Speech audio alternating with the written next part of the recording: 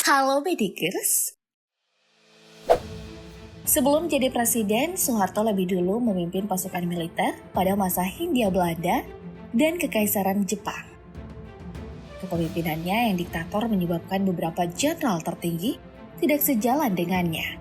Tak tanggung-tanggung konflik di antara mereka bahkan berbuntut panjang hingga ke karir dan keluarga para jenderal. Dan Bedikers ada 5 jenderal yang pernah berkonflik dengan Soeharto.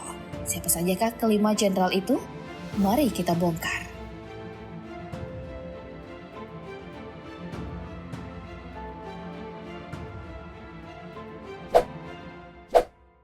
Yang pertama adalah Jenderal Polisi Purnawirawan Detrandes Pugong Iman Santoso.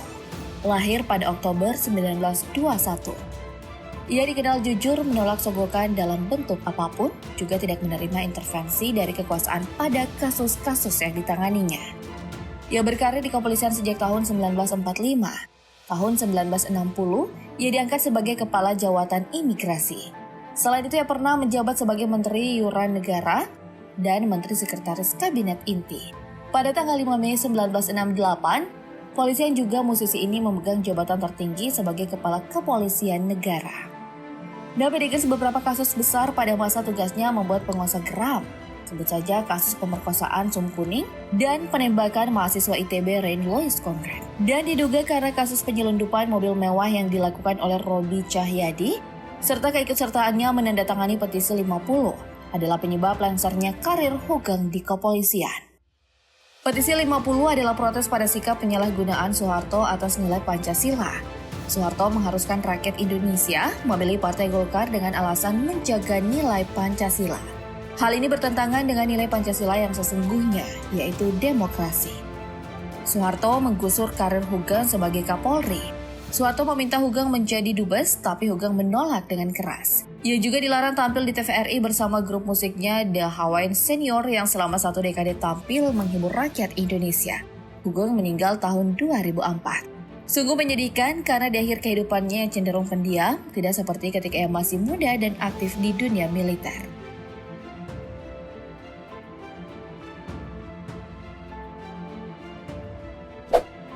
Selanjutnya, Jenderal Besar TNI Dr. Abdul Haris Nasution yang lahir pada tanggal 3 Desember 1918.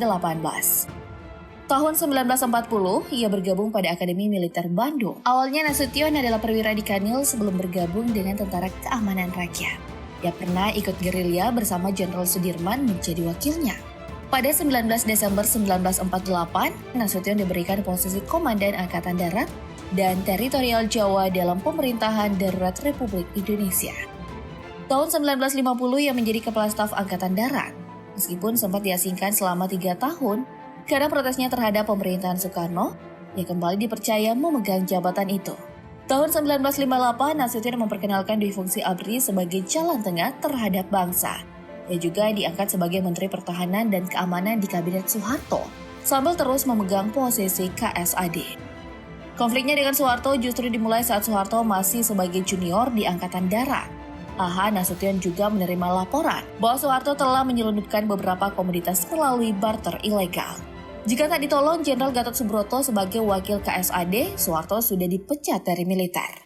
Pahlawan yang pernah kehilangan putri akibat kejadian G30S PKI diangkat sebagai Ketua MPRS. Namun Soeharto belakangan menyadari bahwa Nasution adalah saingan. Selain dilarang berbicara di Seskuad dan Akmil, Nasution diberhentikan dari militer dan setahun kemudian dicopot dari jabatannya sebagai Ketua MPRS.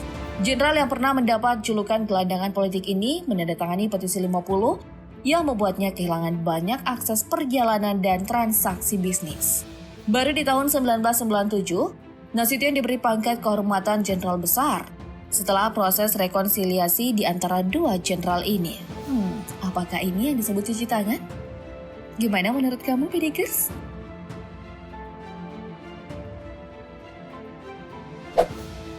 Letnan Jenderal KKO Purnawirawan Ali Sadikin lahir 7 Juli 1927. Lelaki berdarah Sunda ini merupakan alumni dari pasangan pelayaran tinggi Semarang tahun 1945 dan US Marine Corps School Amerika Serikat.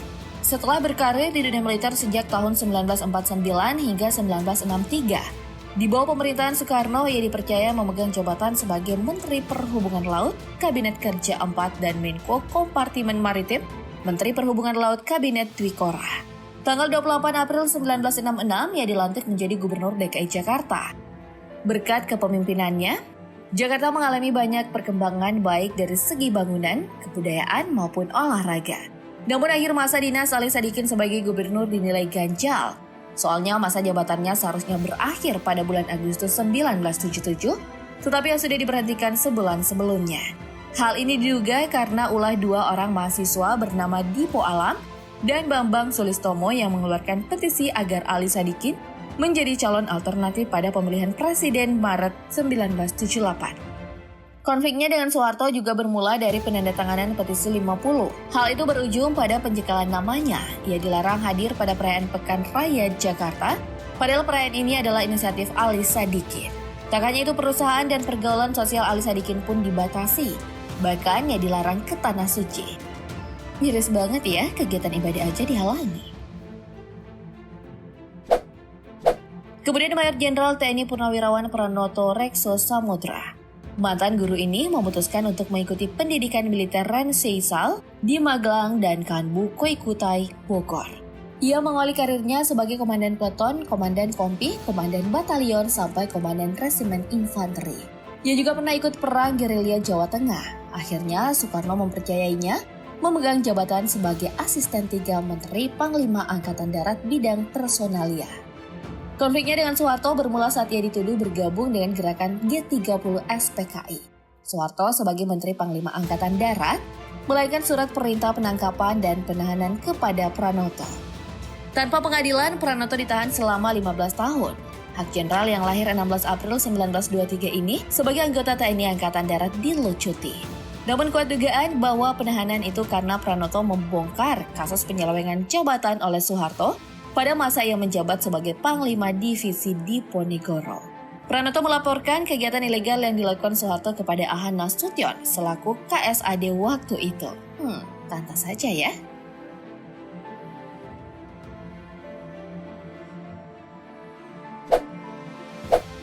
Dan terakhir ada Letnan Jenderal TNI Purnawirawan Hartono Rekso Darsono, lahir 10 Juni 1925. Ia mengawali karirnya sebagai prajurit pada masa Perang Kemerdekaan Indonesia. Selain di Indonesia, Hartono beberapa kali ditugaskan di luar negeri, baik sebagai prajurit maupun sebagai duta besar. Jabatan terakhir yang diemban adalah Sekretaris Jenderal ASEAN. Ia mengkritik ABRI dan pemerintah yang terlalu melenceng dari fungsinya. Karena menolak tuntutan permintaan maaf, ia dicopot dari jabatannya.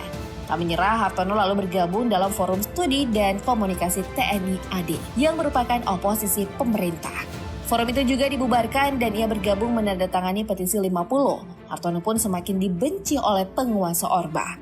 Tahun 1984 menjadi tahun terberatnya. Pasalnya, ia dituduh terlibat dalam pengeboman atas beberapa kantor Bank Sentral Asia di Jakarta. Akhirnya ia mendekam di dalam penjara selama 5 tahun. Mirisnya, jenazah Hartono bahkan tidak dikebumikan di makam pahlawan.